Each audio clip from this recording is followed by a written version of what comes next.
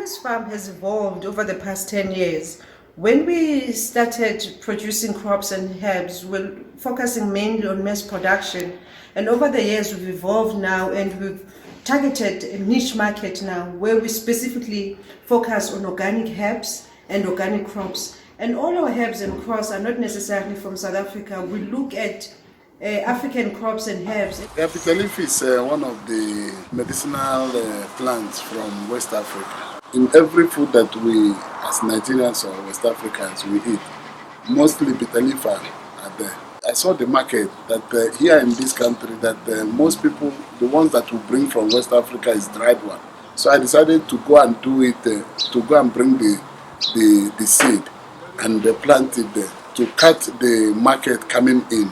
Since almost 11 years now, we've developed it very well. If we have a land, maybe bigger land where we can, we transfer from here to cut to put in.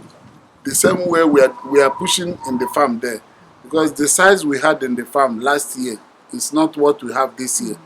Every year we try to expand. We call this in West Africa green, but the biological name or botanical name of this is called amaranthus. This is the original amaranthus, this one. When we cook stew, this is what we use. This one is scent leaf. This is my basic thing for when I do my spices. It's very nice for cooking yam. If you want to cook meat that we call pepper soup, it's a nice antibiotic. So now I left this one just to develop the seed so that I will run it very well this year. Once we come to the time. Here is basil. We call it curry. This one here, this is eggplant. We eat the leaves also. All these suckers of plantain, the new ones, we are going to transfer it to another area. This one is called ogo. It's a fluted pumpkin. Everything that I do is organic. Here is my bank. I must develop it. In this small space, I do a lot of things here. We are preparing for the planting season. This is cassava. These ones, you slice them, you grind them, you dry them. You can grind this garri to make a flour. This is the one we call cocoyam, madumbu here. This is brown honeybee that most people are looking for. These are very nutritious, this one. We will try it this year.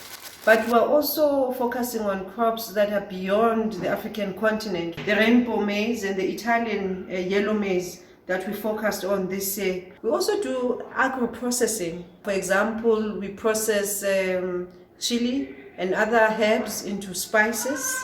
We process bitter leaf by drying it. We've got machinery where we wash it and dry it, and it can be kept for years. Our main thing also has been using social media, showing people how to use most of our produce. We've got lots of videos that we've produced that show how you can use this food to actually produce a meal.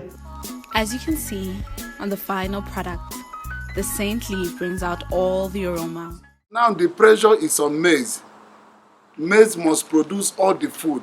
But we leave other tubers like cassava, yam, that we produce the same milling meal from them. We produce the same every other food.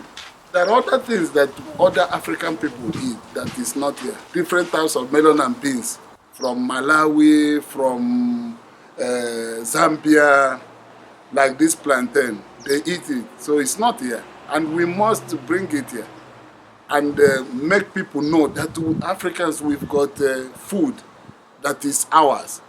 So these are the things that we transform as food and we eat it, and it helps us to stay younger and to stay stronger.